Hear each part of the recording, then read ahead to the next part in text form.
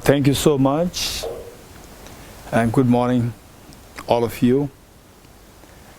It is a great joy for me to be a part of this program organized by Swami Vivekananda, Subharti University, Meerut, and the Honorable Chief Guest, Mrs. Stuti Narayan Kegarji, and Dr.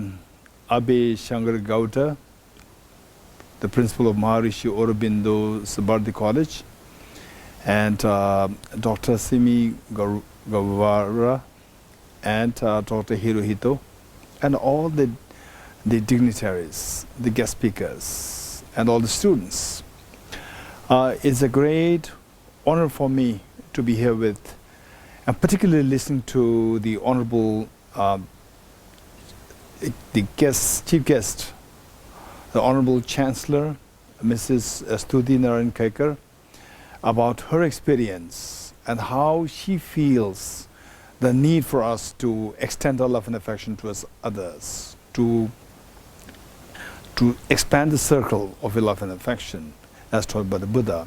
Is very touching, and particularly how she's able to relate this to another lady otherwise creating so much of irritation within oneself. And this is where the humanity should come together. This is the indication that somebody is there. A great example, the Mrs. Stuti Narayanji, showing us the example that we can come together, although initially, because of one's lack of the full import of the knowledge, there is a little bit of irritation coming, but recognition that deeper commonality between yourself and others, we can come together with so much love, affection, and so forth. In this connection, the topic that is chosen for today's the conference, the universal peace and harmony, is extremely relevant in today's time. And given that I have just 15 to 20 minutes, I'd like to keep it short. We talk about the universal peace and harmony. And so first of all, why do we need that? The universal, the universal, and then the peace and harmony on the universal scale. Why do we need that, this question? Which means that we have a problem. This is what we have to acknowledge. And unless and until we deal with the causes of the problem, no matter how much we put effort, all efforts will go in vain. This is a reality. So with this in mind, it is so important for us to track the cause of the causes of the problems, which deter the harmony and the peace on the global level. So we see that in fact, there are two things. The first one is that we, as a human being, we tend to create a division between the self and others. This division is created. This is one factor, because for any conflicts, for any problems, there must be two things, like the two hands coming together. The sound is erupted, the sound of the clash, the sound of the conflicts is erupted. When two groups come together with different ideologies, they come together, then the sound of the conflict is erupted. This is what is about to happen, number one. Then number two is that these two parties or more, in some cases more, what made them come head on rather than in harmony? Because they identified themselves as different. And while each one of us, we have multiple identities, but they try to identify themselves as something very different from the other side. This is what happens. In other words, the identity. And on that basis, then this sees the difference, and to difference means that my side should grow and you should die, they perish, and I should grow. And the other side will likewise say the same thing. So these two don't resonate well, and then they end up in clash. This is known as the disharmony, or the clash, or the conflict. And deep inside we see that when that happens, I should grow means that I don't love you, I don't care for you, this idea. So the two parties involved identify themselves with two different the identities, and then no feeling of affinity, no feeling of love and affection. Then the clash happens. This is when the people see how destructive this is, how painful it is if you are part of this. And because of this, more thoughtful people, they think of, we need to have the harmony. We need to have the peace on the global level. Okay, so with this, the next question is that, okay, can we ever imagine a situation where we can't really have different identities? And the reality is next to the impossibility. Because in terms of identity, let's say that the Buddha appeared, and the Buddha did not teach as two different traditions, as Theravada or Mahayana.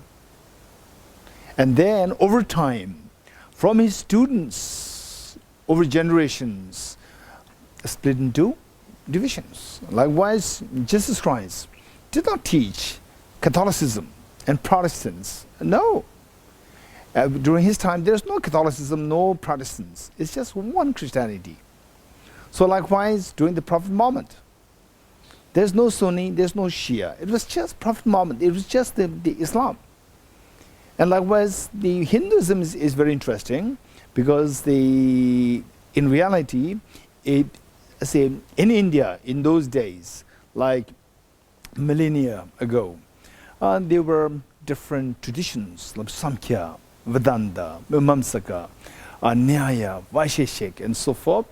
And they are very different traditions. And today, people are not too serious about the philosophy, but they are not serious about the identity in terms of the civilization.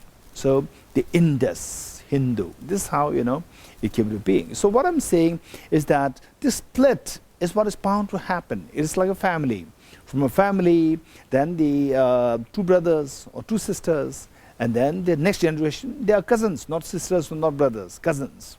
And the next are the distant cousins. This is how the nature evolves. So we cannot avoid that. Now the next part is that the identity.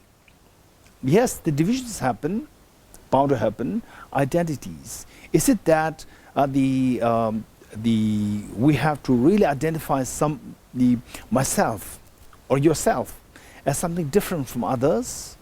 And we see that each one of us, we have multiple identities. That number one, I'm a human being.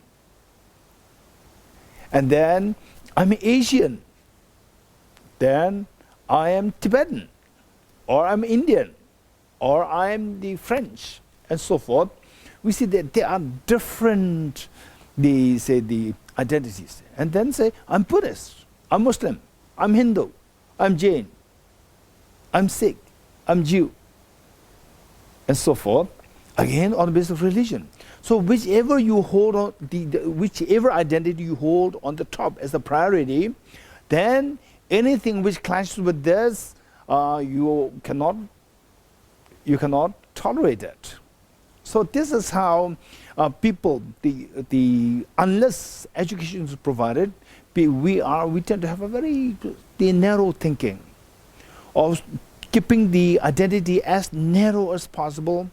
And while it's so beautiful to identify, for example, let's say that if, say the Muslim or Christian, when you hear that, oh, and in some other country, the Muslims are persecuted, Christians are persecuted, Hindus are persecuted, and those people on the other side of the globe with sharing the same religion, they feel affected, they feel sad. They feel sad. Okay, now we see that another human being is persecuted. We should be feeling sad, but we don't feel that as much. So this is because our priority is wrong. We being human being, the priority is given less priority, less importance, and the priority over the smaller identities. They are kept at the top. And because of this, the conflicts are about to happen.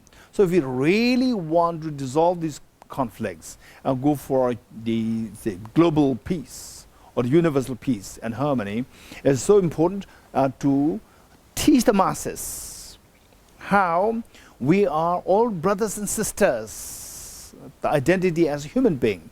That is number one. That is so important. With this in mind, it takes me to we talk about, the lack of harmony, the conflicts and so forth. Conflicts, fights, domestic violence. What is really happening there is all because, I'm sure you will all agree with me, that is all because that there's a lack of love between two parties, with identifying themselves with two different identities. And then the lack of love and affection. That is the main cause. The split in identity, split in two parties, split with two different identifying with two different identities, and then the lack of love. This is the cause of all the conflicts in the world. I'm sure you'll agree with me. If that is the case, can we have an ideal community where all these will be dissolved? We need examples. So look at a family. Look at a family, decent family, and look at the institutions. Look at the bigger systems like countries, then the international, the whole world. So there we see that the one thing which is most commonly found, this ideal situation where there's a harmony there, is in the family. In the family, you don't need the code of conduct. You say that, okay, these are the rules.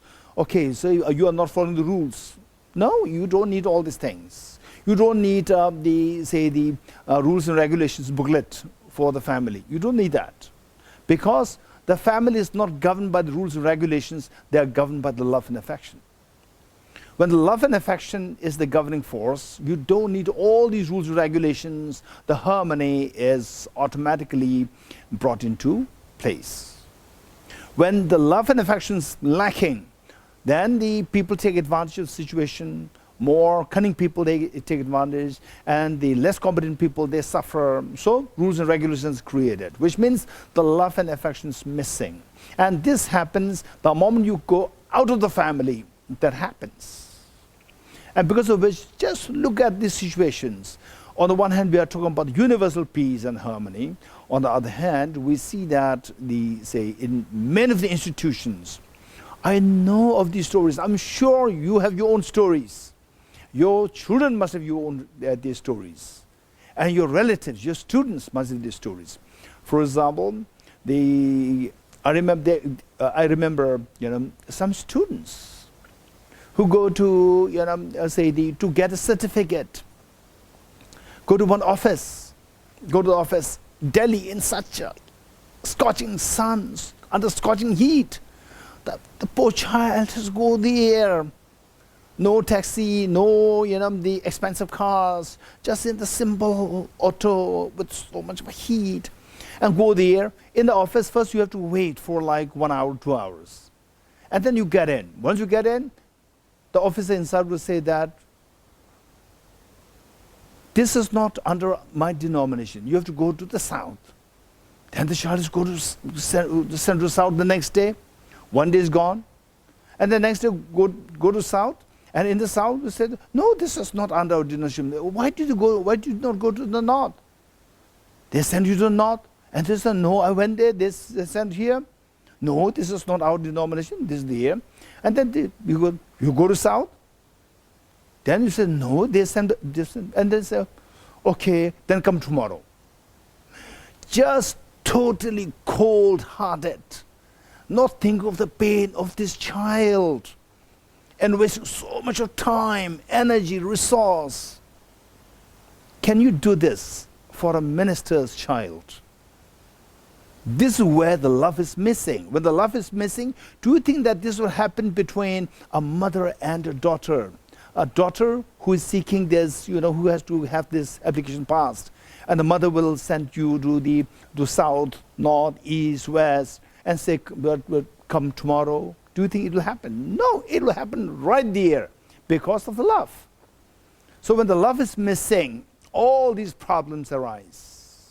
So this is where we need to really work on what are the causes of the conflicts, what are the causes of the crisis. This is what we have to learn first. And having learned this, identifying that identities, and then the lack of love. How can you create this love and affection? This next question. So with this in mind, what is so important is that from Dr. Hirohito, I'm so glad to learn that the Swami Vivekananda Subharti University has the Buddhist department, and that he's very open to introduce the very sophisticated Buddhist philosophy, the manner in which our chief guest, Mrs. Stuti Naranji, indicated that the teachings, which are so contemporary, is not about it's not about the conversion. It's about converting somebody from the anger towards compassion, towards cold-hearted to our kind-heartedness. This is the conversion required, not conversion to Buddhism, Islam, Hinduism, Jainism, Christianity, and so forth, but it should be the conversion from the cold-hearted person to the kind person. With the love. With this love, the manner in which Albert Einstein, who very clearly indicated that we live in the prison of optical delusion, where we see the division between us, we, and they. And because of this, all the conflicts happen. What should we do now? Expand the circle of compassion. This is what Albert Einstein said. So with this in mind, what I would highly suggest is that this feeling, the affinity, your attitude towards the other fellow human beings, which is very rough, abusive, and so forth, we need to transform this to something more harmonious, something more loving and caring. When the love and care is there, harmony is automatically built, and the peace is automatically built. So how to bring this next question? So for that matter, what is so important is that, to see the other person in the light of love and affection, to see the other person in the light of your enemies, is all determined by your thought, by your thinking, how you think. And this problem is an empirical problem. And the cause of the problem is also empirical cause inside. You can feel it. So this must be fixed. This cause must be fixed. And how to fix this? Because it is purely thinking, your thinking process. How should that be fixed? In Buddhist psychology, that is what is known as the 51 mental factors, the indication of the 51 mental factors, how the mind works. And particularly, there is emphasis on what is known as the 5 omnipresent mental factors, or 5 ever-present mental factors. And these 5 mental factors, they operate, and when they go wrong, it will erupt in the form of anger, abuse, scorn, and so forth. And when they are in harmony, synchrony, then it is reflected in the form of love, affection, the humanity. Okay, so how does this work? I'll quickly explain this, how the mind works. Say, this is the pushing others, that is the conflict. And embracing others, this is the harmony. And embracing and pushing, these are the actions of the mind. And this action of the mind is referred as the intention to push and the intention to embrace. This intention is decided by the feelings inside. Feeling. Number 4, feeling. And this feeling, when you see somebody else and pleasant feeling comes, you'll embrace. When you see the other person, unpleasant feeling arises, so you push. So the feelings determine what you do. Whether you push, whether you go for conflict, or whether you go for harmony. And these feelings are determined by the cognitive thought process, the cognition, the cognitive activity of your mind. So cognitive activity of mind, you say, oh, this is different from me. This is a threat to me. Then the unpleasant feeling comes. Then you push. So the cognitive thought process, that has to be fixed. Cognitive thought process to others, to see others as threat to you, to see others as your competitor, to see others as your, say, the enemy. This is where we're going wrong. If you see all others, if you learn to fix this, the cognitive thought process, to identify the self and others as the same human being who wants happiness, who doesn't want suffering, and who want to get rid of COVID. And even if you work so hard to stay away from the COVID, if the rest of the world is not taking care of getting rid of the COVID, then no matter what you do, anytime you can contract COVID. So this is all the world of dependent, the interdependency, the world of interdependency. We have to, how can we demarcate between a childlike person, immature person, versus evolved person, civilized person? Civilized is a person who's able to see the whole world in the web of, through the lens of interconnectedness. Whereas the ordinary people, the childlike people, the immature people are those people who only see a very narrow horizon of oneself and could not see anything beyond, forget about seeing the interconnected nature of the phenomena.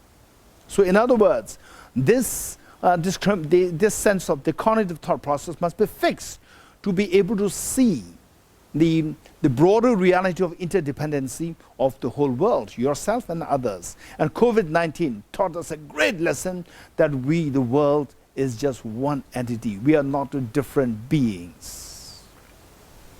Whether you are the Hindus, Muslims, Christians, Jains, Sikhs, Buddhists, Jews, non-believers, we're all scared of COVID-19. And if one group simply ignores the COVID-19, and others take care of so much to stay away from COVID, this COVID can penetrate anytime to anybody. So this COVID tells us that we are all interconnected. We are not an independent entity. If you realize this, automatically you see somebody else, the feeling, the cognitive thought process of seeing things as, okay, this is another person with whom my happiness and stuff, they're all connected. When you view the other person in this recognition, then the feeling is a very pleasant feeling. With a pleasant feeling, and your gesture is to embrace the other. So this embrace is known as harmony, this is known as peace. So this is how we need to cultivate. In this connection, before I wind this up, in this connection, okay,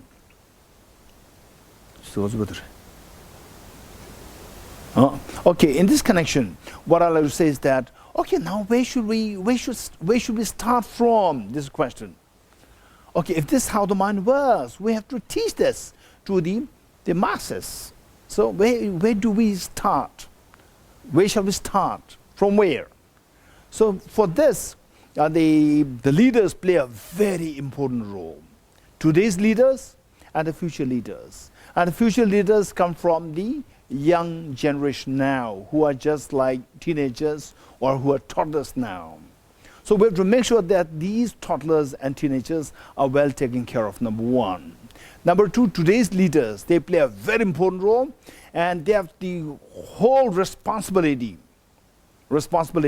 to make sure that this teaching on the universal ethics, universal peace, universal harmony must be taught in the education system, where the children's thinking must be brought up, must be developed in such a way that in such a way that they grow up, they see the other beings, other people, through the lens of the interconnectedness of being human being.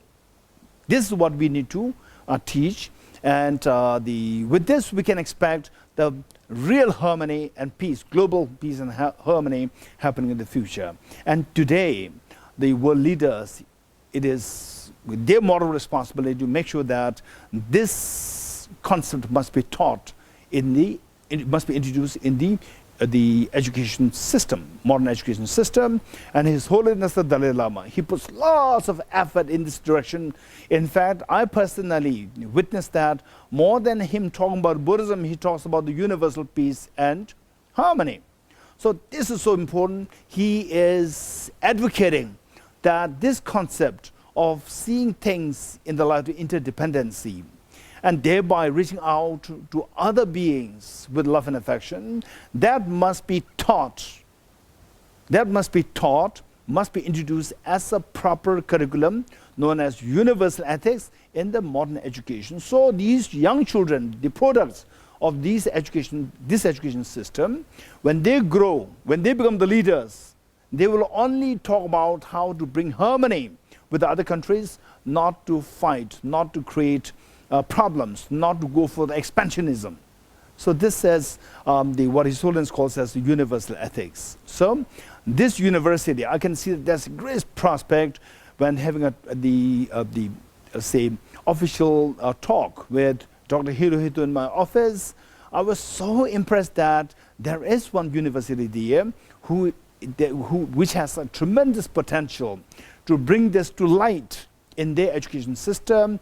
And so therefore, my request to Mrs. Stuti Narayan Kagariji, the Honorable Chancellor, and all the concerned, the administrators, the professors of this university, just see if there's a possibility for to introduce this concept of universal ethics in your education system. And this was actually introduced to Delhi University 2012.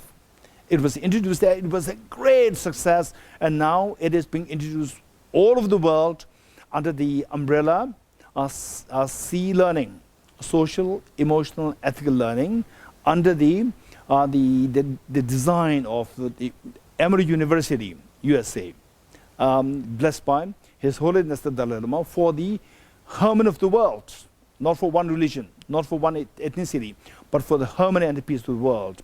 Thank you so much. Thank you for your kind listening. Thank you.